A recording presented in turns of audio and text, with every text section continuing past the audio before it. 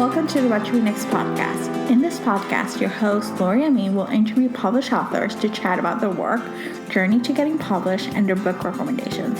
If you share a passion for books and always looking for your next read, then join us. Welcome to the What to Read Next podcast. Today's guest is Alexis Daria. Alexis wrote one of my most anticipated new releases for 2020, You Had Me at Hola, which is out this week, and it is amazing. In my interview with Alexis, we chat about her writing process, her books, and of course her random book recommendations. Now let's go to the interview. Hi, Alexis. Welcome to the What to Read Next podcast. Hi, thanks for having me. I'm so excited to be here. So happy to have you here. So tell us a little bit about yourself. So I'm an author living in New York City. My next book is a contemporary romance called You Had Me at Hola, and it comes out July 7th. I am so excited for this book. This has been my most anticipated new release. Like, I've been talking about this book since November. Thank you. I've been looking forward for this book for a while. So you actually won Broadway lottery tickets. Which one's been your favorite show? So my absolute favorite experience winning Broadway ticket lottery has to be Hamilton. Oh my gosh, you did it! Yeah, I won when it was still the original cast, the first year that it was on Broadway, and they were still doing the lotteries in person. So I had this feeling like it was like the beginning of December for a Wednesday matinee, and I was like, nobody's going to be there at noon in the beginning of December. Like, the tourists aren't here yet. People are still in school. People are still at work. So I'm just going to go and put my name in the box. And I'd done it a couple times before and hadn't won. But I was like, I feel like if I go tomorrow, I'm going to win. Okay. And I went and I won.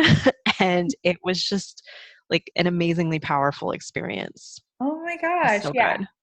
Yeah, I've been trying to, when I live in New York, because I live in New York for quite some time, I tried every single day to get to the lottery tickets, and I was just like, I was not a winner. So. Yeah, the digital lottery is so much harder. But in person, that day that I went, there were only like 200 people there. So I was like, my odds are pretty good.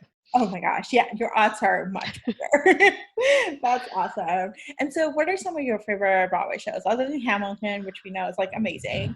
What other shows who you recommend? Oh my gosh.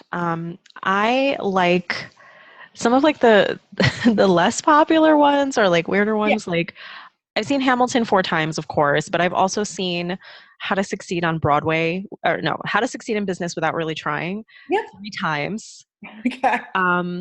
There was another one that I saw recently a few times. I was definitely going to go see Moulin Rouge again before Broadway went dark because of the pandemic. But I loved Moulin Rouge so much. The SpongeBob musical was great. Unexpectedly, people at home should listen to the soundtrack on Spotify because it's actually really good. Okay. I loved Shrek the musical, which is on Netflix, so you can watch that too. Cool. Legally Blonde, things like that. Really fun ones. That's awesome. I love it. Yeah. When I was in New York, I used to go to Broadway.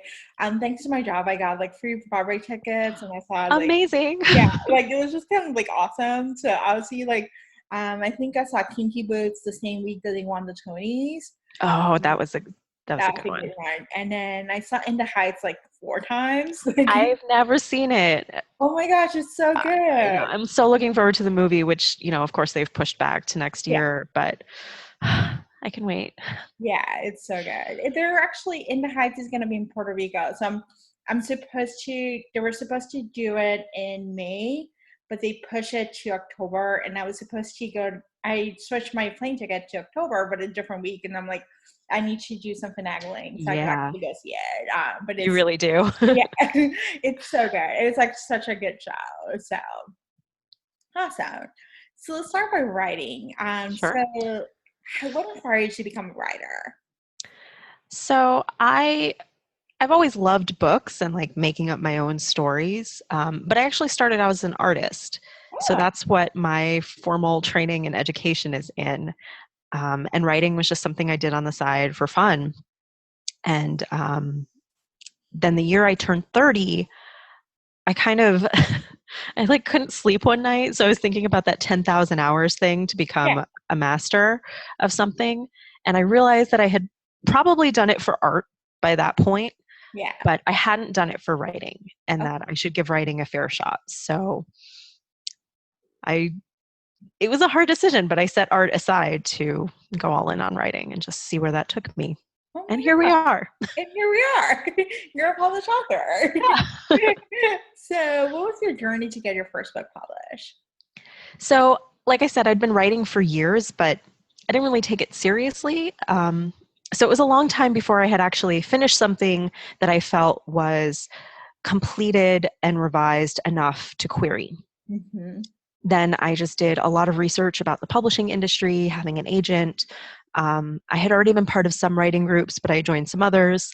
Um, Researched romance imprints, how to write a query letter and a synopsis, because those are not intuitive. Yeah. And then I queried my first book, which nobody signed me for. Oh my gosh. Okay. So I wrote something else, which was Take the Lead, and then that was the one that kind of kicked everything off.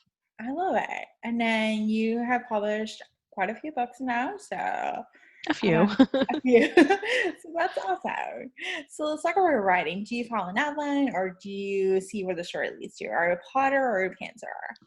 I am totally a plotter now, but I say that I am, I guess I'm a reformed pantser, or I'm not sure how you phrase that, but I used to be a pantser and I never finished anything. And then Okay. when I did finish things, I couldn't revise them because they were such a freaking mess. Yeah. So I thought there has to be a better way because other people manage to finish books and I should be able to do this. So I switched my focus to learning about outlining and kind of doing a lot of pre-production work Mhm. as opposed to post-production. Yeah. So I do a lot of planning in the beginning, and then I do a really fast draft, and then I revise the hell out of it. Oh, okay.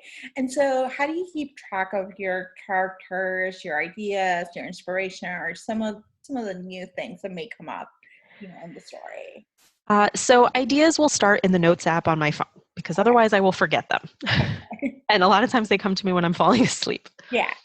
And then I will create Spotify playlists for each book, Okay. and Pinterest boards that are private, just for me to collect images and links and setting ideas and things like that to do research. So that's like the inspiration part. Yeah. Um, I do the character work in a notebook.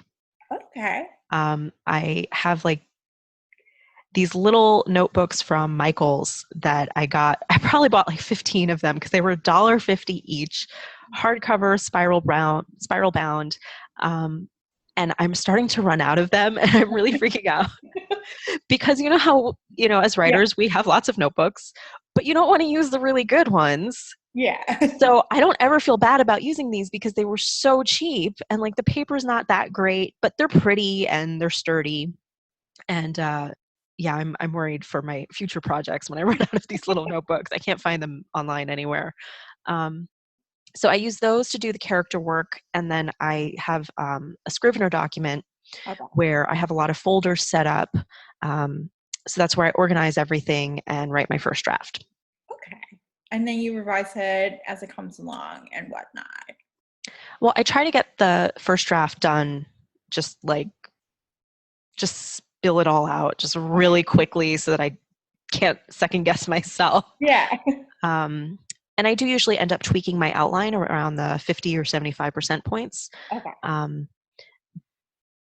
And then afterwards, I'll compile it, print it out, and then do revision passes. Okay. And then, so do you share your work along the way, or do you wait for others to read at the end of the work? I have some really great critique partners Okay. who I am now comfortable with letting them see first draft level work. Yeah. So because we're in a group, it's just kind of a like, okay, who's free to look at this thing right now situation. And usually one of us is, and we'll say, I can take a look. And again, usually around the halfway point, I'll probably be like, I need someone to look at this and make sure I'm not going completely off the rails. And with Hola, my critique partner, Robin Lovett, really saved me. Mm. Around the part where I had Act 1 complete, she read it. And then from that point on, she just read everything as I wrote it Okay. and just told me to keep going. which was very helpful. Yeah, I think that's helpful. Just have someone to be like, just keep writing. You can change it. You can make any edits as they come along, but it's good just to you're on the right track. That's Yeah. I feel like that's a good thing. So in your stories, you share Latina characters. Why is it important to share their stories within the romance genre? So I think it's important because we don't have enough of these stories yet, Yeah. these stories and characters. We definitely do have some. There are a lot of really wonderful Latinx authors out there writing these stories, but we can have more, Yeah. right? Why not have more? We're not a monolith, and everyone's, you know, backgrounds are different. Even if you come from the same cultural background, your experience is still going to be different. And even if we tried to write the same stories, they would still come out, as completely different kinds of projects. So I think it's important that we all share our voices. And I also I don't feel like I have the luxury of ignoring the responsibility of writing those stories, if you know what I mean. Yeah, I do. I think I love you having at Hola. You represented, the diversity within the Latino community, especially the Puerto Rican community, because people assume all Puerto Ricans are the same. Like Puerto Right. Ricans from the island and Puerto Ricans from New York or Puerto Ricans from Chicago, wherever they are, they're all the same. And, there's like such a diverse wide experience. Like I'm from Puerto Rico, I'm from the island. I was born and raised there, but I lived in New York for 14 years. And my experience is very different from a Puerto Rican who was born in the Bronx, as well as someone who spent the time, all their time in Puerto Rico. So Right. it's actually it's really useful. I think it's amazing to see representation, to see Latina like reading books and they're seeing themselves characters in the books. So thank you for. Well, thank you for saying that, because that really is what I was trying to do. Um, Especially with Jasmine and Ashton, Ashton being from the island, and he's been living in Miami for a bunch of years, which again would be a different experience Yep. than Jasmine being born in the Bronx, like me. Yeah. But I got a couple of beta readers who had that experience to read, not not only to double check my Spanish, which is not Yeah. great. And my mom is a professor, so her Spanish is like super formal, so I can never get a straight answer from her on what it should sound like in the book. But also just to make sure that Ashton's experience and the details about that were relatable. Yeah, I love the fact that he was like, San Juan, Humacao, gated community, private school, white novel. Like those are authentic details as someone who grew up on the island. Like I went to private school. Like it's more likely for someone who comes from middle class or upper middle class to go to a private school as opposed to a public school. And even Humacao has gated communities. So that's actually there's like little tidbits that I can share with my friends and be like, yeah, this is like my experience. You should read this. Like this is what it looks like to live in Puerto Rico. I'm so glad. Yeah, I was, hoping that like maybe I could get down there to like do some research, but it didn't happen just because of life. And then now it doesn't look like we're traveling anywhere for a while. Yeah. So. Yeah, but it's on it. I feel like it just like it reflected. I think there's a misconception of people who think of the island. They're like, it's a lonely country and like there's no English and there's like all these misconceptions around it. And the reality is that, I grew up watching MTV. Right. Yeah, there's cable TV. There's cable TV. There's internet. There's internet, there is a lot of Americanized, experience. Like it's just basically it's like Miami, except that they speak more Spanish in Miami. So I love it. So you actually use the trope, the famous people trope. Why go with that trope? What inspired you to write that? So I write about this trope because it's the closest I can get to including magic in a contemporary romance. Oh my gosh. Because I really just love writing paranormals, but nobody wanted me to write them. Oh. So I'm like, okay, how can I write something that's still a little bit like larger than life? Yeah. And for me, that's including people who have a level of fame and celebrity.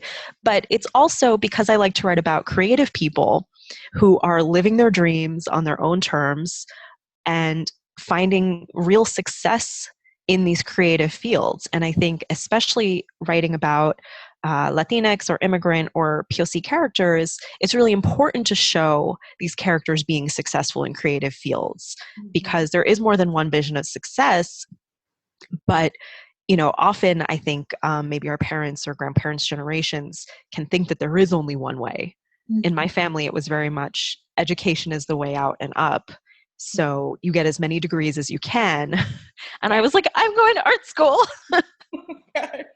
So for me, it's very important to show creative people of color finding success.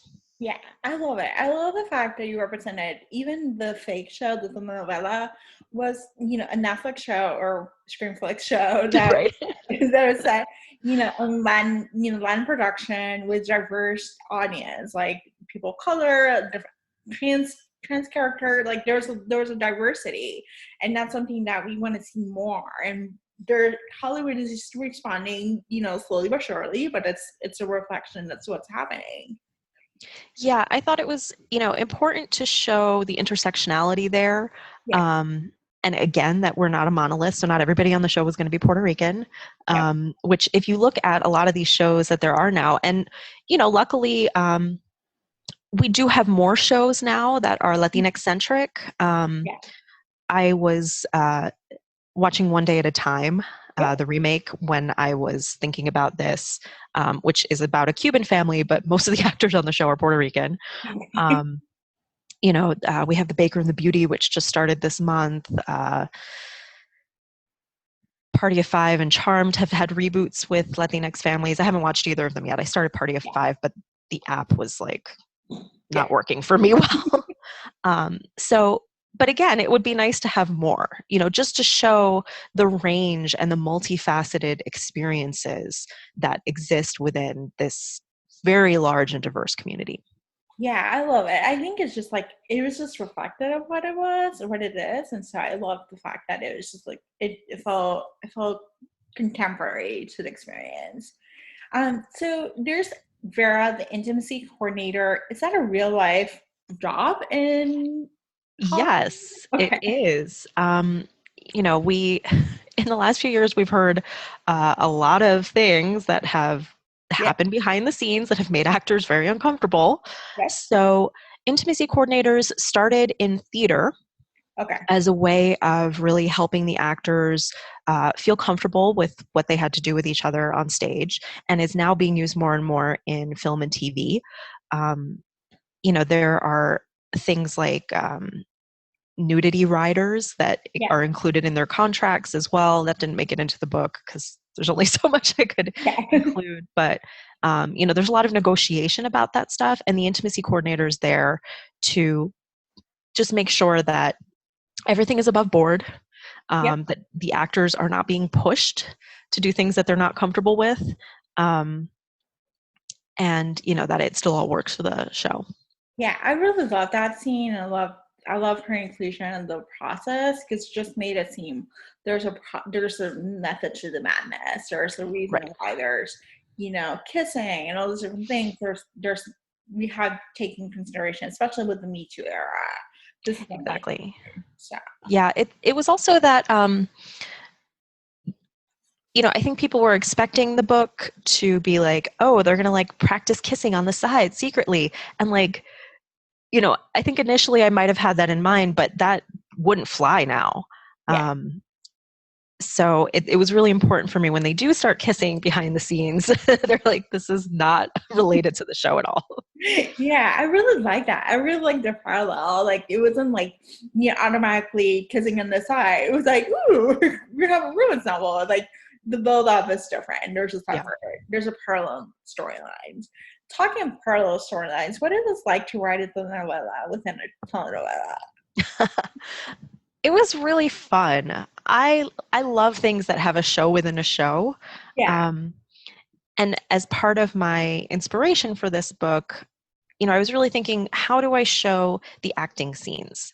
Because in my dance off series, I showed the dance scenes in a certain way, and I was like, I don't want to do like the same thing. Mhm. Um, but I want to do it in a way that's not going to be boring for the reader, where they're like constantly yelling cut and like changing the lights or whatever. Yeah. So I thought about the things that I'd seen that had a show within a show. Like on Broadway last year, I saw Kiss Me Kate and Moulin Rouge, and I rewatched the show de la novela starring Eva Longoria. And I Oh, was like, oh, you just show the scene that yeah. they're in, and without any cuts until the end of the scene or whatever. um, but I also wanted to make sure that you were getting another satisfying story Hmm. through the telenovela that they're on, but also that you still got Ashton and Jasmine's feelings and Hmm. thoughts as they were these characters. um, so that was really fun to do. Yeah, it was really fun. And you got to incorporate the second chance romance, into I love a second chance romance. into the trope, which is, the one day, well day, and married couple, divorced married couple in crisis. So it was awesome. Thank you. So Jasmine is an interesting character. She has the leading lady plan. She's been hounded by the paparazzis after a breakup, and then she looks for external validation, to feel love, or looking for love in the wrong places and its own ways.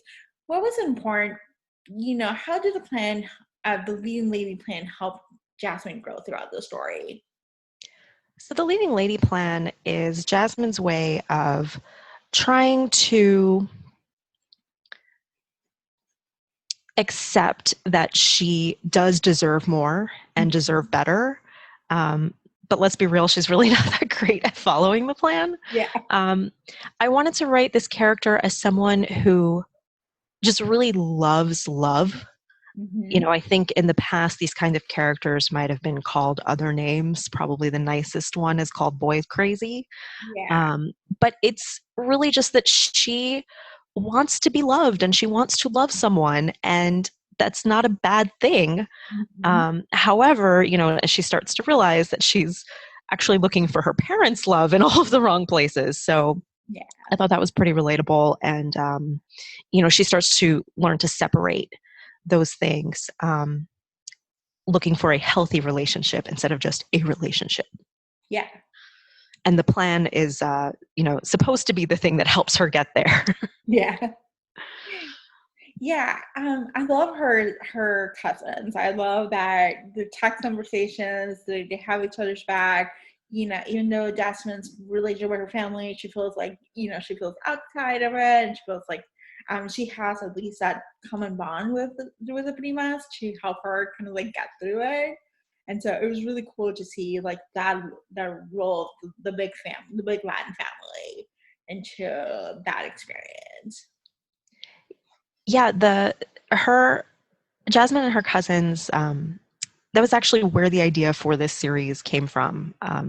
I just thought I want to write a series about three biracial Puerto Rican cousins, Mm, and because that's something that's so important to me in my life is my relationships and friendships with some of my cousins. So, and I know that that is something from our experience, but that not everybody has. yep. I mean, I also have tons of cousins. Yeah. But I like text them every day, and even though they don't live here, um, we text each other, we send pictures, we're like, help me pick this outfit, So I wanted to really show that bond in these books, and it was just a lot of fun to write uh, their their scenes together and their text exchanges. Yeah, I love the cousins. So are we getting books for the cousins? Is that Yes, Oh my gosh. Michelle is next. Oh, this is so exciting. They're so good. They're so much fun. I love them. The Oh, primos of power. My cousin Lisa coined that term. I love the term. It's like it's squad goals, like Yeah. pretty much power, like you just get there. So that's awesome. So Ashton, on the other hand, has a smaller family. he's private. He doesn't trust a lot of people. He doesn't trust fame. Why was it important to have that character trope into, as a hero? Well, I wanted to show a difference between the two of them Yep. in terms of their family lives and experiences. Um, so that when, trying not to spoil the ending, It's okay. when it ends, Yeah. it's more satisfying Yes. based on what happens, Yes. sufficiently vague. So, and also not everybody who's Puerto Rican has a huge family. Yeah. I mean, I don't know if I know anyone I do. personally. I would count as that. I don't have a huge family. Okay. So yeah, it's like we're like, I think from my mom's side, my mom's an only child, so there was like no cousins from that side, and from my dad's side, there's cousins, but we're not close. So Yeah. it's a smaller nuclear network. Like I would consider my close family will be my mom, my stepdad, my brother. Yeah. Yeah. So Yeah, like my boyfriend has one first cousin, which is just wild to me because I have like 20. yeah. So I wanted to show that difference, and also that it's something that draws Ashton to Jasmine. The way that she lights up around her family, even though she's very frustrated with them a lot of the time. Yeah. That he realizes he misses that, Yep. even though he is very, very close with his immediate family. Yeah. That's awesome. So did you watch soap operas or telenovelas growing up? I did. So my grandmother watched telenovelas Okay. daily, every evening, Yeah. but she would kick me and my cousin out of the room when she watched them Oh no. because we were little. And also, I don't even think it was about like content. I think she just didn't want us to bother her Yeah. or talk during the show or interrupt her in any way. So we would have to leave the room when her telenovelas came on. Like she would come out of the kitchen and be like, "Mi novelas," and like we would have to scram. Okay. But I had a neighbor who lived across the street from my mom, who was also a Puerto Rican grandmother, although not mine. And she would babysit me when I was homesick from school. And she watched The Young and the Restless every day. Okay. And so I would watch it with her. And then when I started going to her house after school, because my mom was very paranoid that I was going to get snatched if I went into the house alone, I would have to go stay with Tula. And she would fill me in on everything that had happened in the episode that day. So that was my show, Young and the Restless. And then in college, thanks to friends and my first roommate, I started watching Passions and The Bold and the Beautiful. Yeah. Those were my shows then. I love it. Yeah. Passions was mentioned in another book. That's an even title too, and it was fun to see because I read them back to back, and I was like, Passions, and I was like, it's such a unique story. It's so weird. Just like once you know, you're like, Yeah. oh my god. So it's awesome to see it. Like he mentioned a couple of times, like, what happened to Passion? Why? I really had to look it up and be like, do I really remember how like bonkers this show was? Or am I making it up? Was it a fever dream? And no, it really was what we think it was. Yeah. But so fun.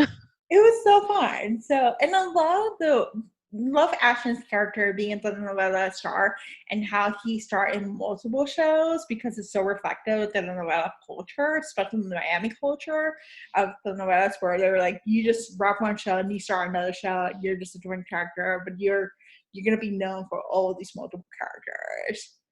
Yeah, I did a ton of research into the telenovela industry and it's really fascinating.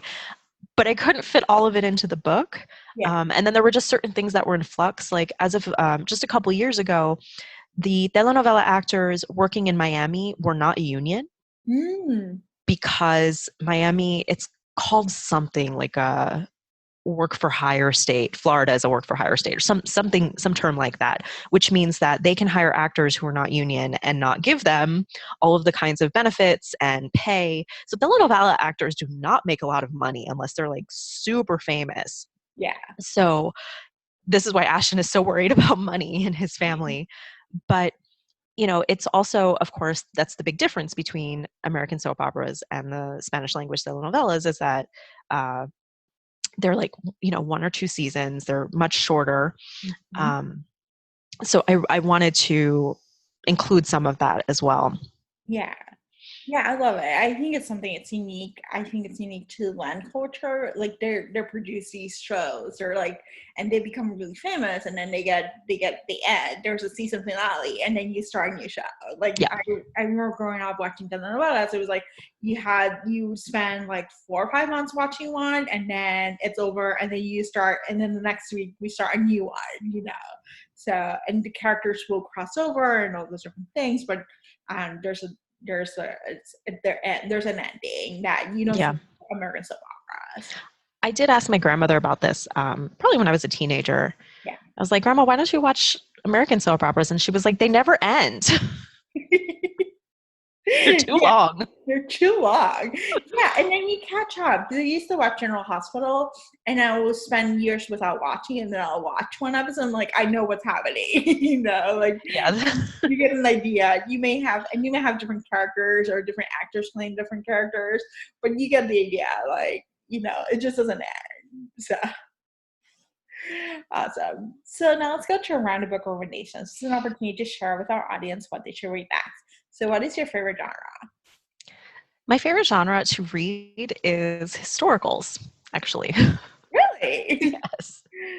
I just love the tropes in them. And there are certain tropes that work so well in historicals, like marriage of convenience Yes. and things like that. And there's like different kinds of constraints on the Yep. characters and stories based on the time period or lack of technology or, setting. Yeah, Um, so that's the one. I love it. And so, who's your favorite author? This is such a hard question. All right, I'm going to throw a bunch of names at you because I can't pick just one.